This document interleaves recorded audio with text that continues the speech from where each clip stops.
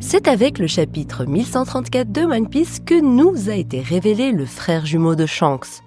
Ce frère jumeau qui en réalité nous avait été montré au chapitre 907 de One Piece alors qu'il s'entretenait avec le Gorosei pour parler d'un certain pirate. Néanmoins, il était difficile de se dire qu'il ne s'agissait pas du roux, bien que la cicatrice absente sur son front est un détail qui avait permis à certains de comprendre ce que Oda nous réservait. La révélation n'en est pas moins surprenante, étant donné l'entrée en scène spectaculaire de celui-ci et l'un de ses confrères au dernier chapitre. Tout comme l'apparition de Saturne au travers d'un pentacle, une grosse bataille va bientôt se déchaîner. Si les théories fusent à l'égard de ce frère jumeau que nous appellerons à partir de maintenant Banks, et que j'avais de manière très concise abordé la théorie des deux frères Skoll et Hati servant d'inspiration pour les personnages de Shanks et de son frère, il est bien temps de développer cette théorie afin de bien comprendre tout le lore. Alors nous revoilà encore une fois pour plonger en plein dans le lore de la mythologie nordique. Hello les voyageurs, j'espère que vous allez bien. On se retrouve dans une nouvelle vidéo théorie sur Shanks et son frère jumeau Banks. Abonnez-vous et activez la cloche pour ne rien rater et faire partie de l'aventure Logpause. Sur ce, commençons la vidéo. C'est avec le chapitre 1134 de One Piece que nous avons pu assister à l'apparition de deux chevaliers sacrés à Elbaf, tandis que les géants trinquent et s'enivrent. De leur côté, les Mugiwara visitent l'île pendant que certains décident de découvrir la bibliothèque d'Elbaf. Et s'il y a bien une chose que la communauté One Piece aime faire, c'est théoriser ce qui est à venir quand des personnages puissants, ennemis des uns des autres, se retrouvent sur une même île. Nous allons donc théoriser les différents tenants et aboutissants ensemble. La mythologie. Dans la mythologie nordique, il y avait un loup gigantesque nommé Fenrir, né de l'union étrange et redoutée entre Loki, le dieu malin, et Angrboda, une géante des terres lointaines. Fenrir grandit parmi les dieux, mais son incroyable taille et sa force croissante éveillaient rapidement la crainte parmi les As.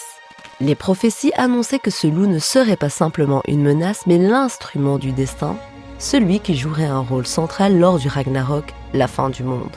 Les dieux, troublés par ces visions du futur, décidèrent de l'enchaîner. Toutefois, Fenrir méfiant ne se laissait pas piéger facilement. Ce n'est qu'avec une chaîne magique, Gleipnir, qu'ils réussirent à le contenir. Cependant, cette victoire n'éteignit pas complètement le pouvoir destructeur de Fenrir. Dans les ténèbres, où il fut enfermé, deux de ses enfants, Skoll et Hati, grandissent porteurs d'une destinée tout aussi redoutable. Skoll était un loup sombre et rapide, avide de chasser la lumière. À chaque lever du soleil, il poursuivit inlassablement Sol, la déesse qui guidait l'astre du jour à travers le ciel. Hati, son frère, au pelage marqué par des reflets lunaires, se lançait dans une course sans fin derrière Mani, le dieu qui portait la lune. Les deux loups symbolisaient une menace cosmique permanente, un rappel que l'ordre du monde n'était qu'une fragile illusion. Les anciens racontaient qu'un jour viendrait où Skoll rattraperait enfin le soleil et l'engloutirait dans ses mâchoires voraces. Dans la foulée, Hati dévorerait la lune. Ce moment marquerait le début du Ragnarok. Sans lumière pour guider les hommes ni Dieu pour les protéger, le monde serait plongé dans un chaos absolu. Ce jour-là, Fenrir lui-même briserait ses chaînes, libre de semer la destruction. Ainsi, les trois loups, Fenrir, Skoll et Hati, ne sont pas seulement des créatures terrifiantes. Ils incarnent une force inéluctable, celle du destin nordique, où tout ordre est destiné à s'effondrer pour céder la place à une nouvelle ère, dans un cycle éternel de création et de destruction. Fenrir, Skoll et Hati correspondent à Garling Fingerland, Shanks Fingerland et Bax Fingerland. En effet, si nous nous intéressons à Garling, leur père, il se doit d'être le Fenrir pour que Shanks et Banks puissent être respectivement Hati et Skoll. Néanmoins, nous devons procéder dans le sens inverse, à savoir parler de Skoll et Hati avant de s'attaquer au Fenrir. Shanks et Banks sont des jumeaux, des portraits crachés, à la seule différence de l'absence de cicatrices sur l'œil de Banks. L'un est un pirate tandis que l'autre est un chevalier sacré servant la reine du monde, Imsama. De cette façon, les deux se doivent d'être aux antipodes l'un de l'autre en ce qui concerne leurs valeurs et leur vision du monde. Si Shanks a été trouvé bébé par Roger, Banks n'a pas eu cette opportunité et de ce fait, ils ont grandi différemment. c'est comme Doflamingo le disait, les enfants grandissant à Marie-Joaz, héritiers des dragons célestes, et les enfants vivant dans la pauvreté ne peuvent pas avoir les mêmes valeurs. Pareillement, les deux frères doivent avoir des valeurs opposées, d'où la symbolique que l'un chasse le soleil, alors que l'autre chasse la lune. L'un chasse le bien, la lumière émerveillant le monde, alors que l'autre chasse le mal, la lune, agissant de nuit dans les ténèbres. Et ça colle parfaitement avec Shanks qui poursuit Barbe Noire depuis très longtemps. Il a combattu Barbe Noire et a été balafré par ce dernier.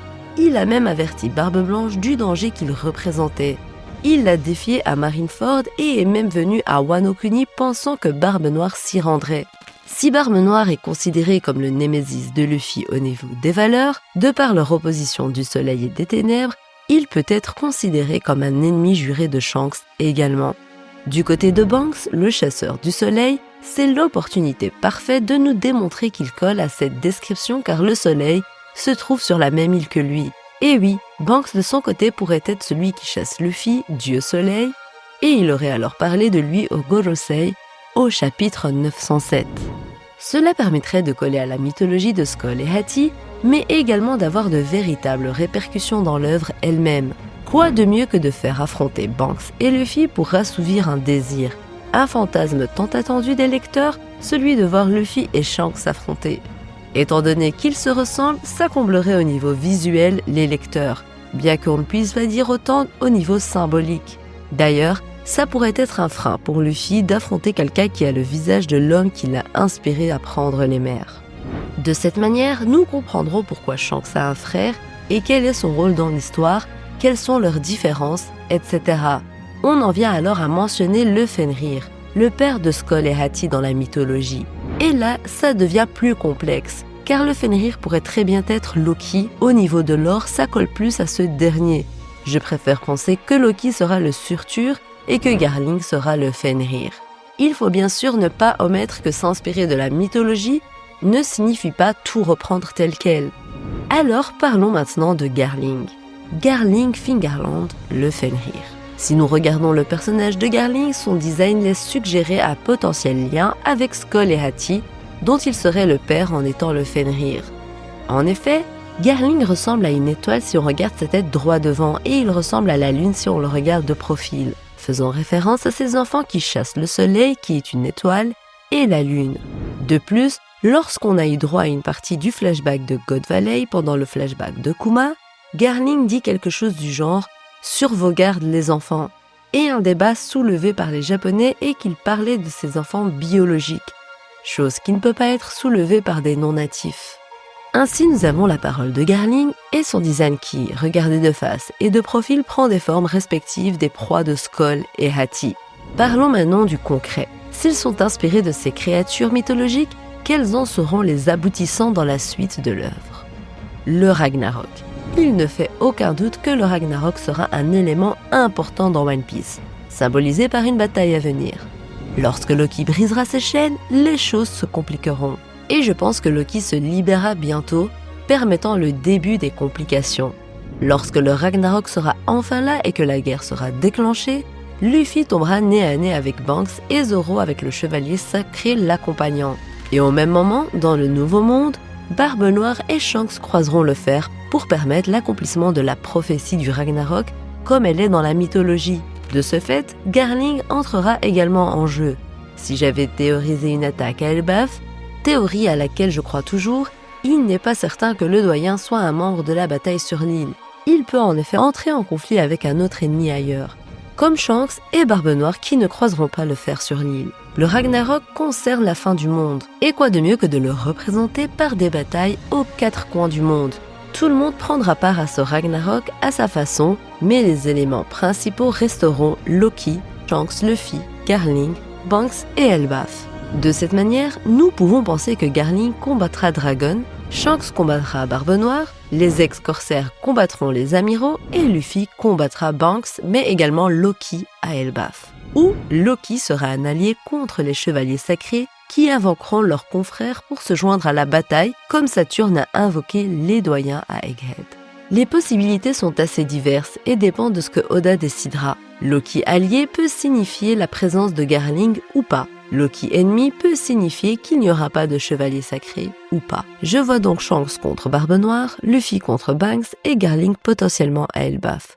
On peut s'attendre à une venue de Dragon sur l'île pour combattre Garling, offrant un combat de 2 pères et leurs fils. Dragon et Luffy contre Garling et Banks.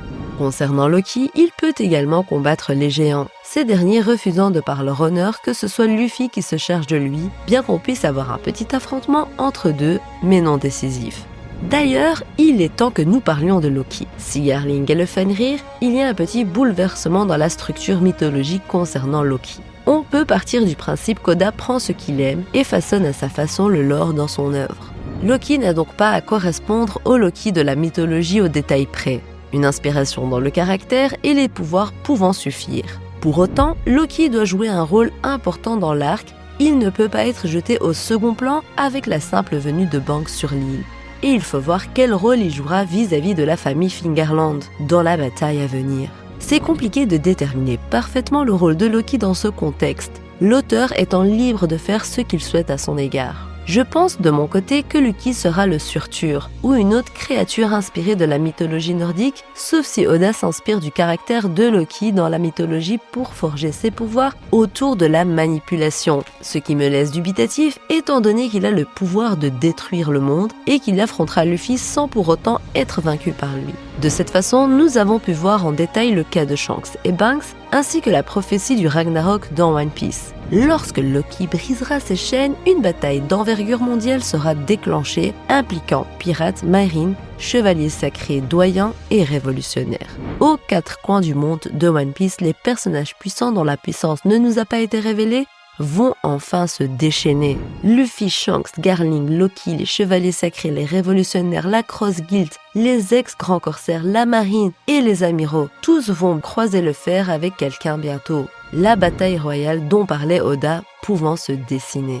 Il en suivra logiquement un bouleversement géopolitique et la chute de l'équilibre des forces se concrétisera. Tout cela étant préparé depuis la rêverie qui a causé la dissolution de l'ordre des grands corsaires et le conflit à Wano Kuni. Tout cela est une prédestination de la chute lente mais certaine du gouvernement mondial et de celle qui siège sur le trône, Im signant la fin proche de l'œuvre. Voilà les voyageurs, la vidéo touche à sa fin et j'espère qu'elle vous aura plu. N'hésitez pas à partager la vidéo si cette dernière vous a plu et de laisser vos avis en commentaire. J'essaie vraiment de répondre à tout le monde.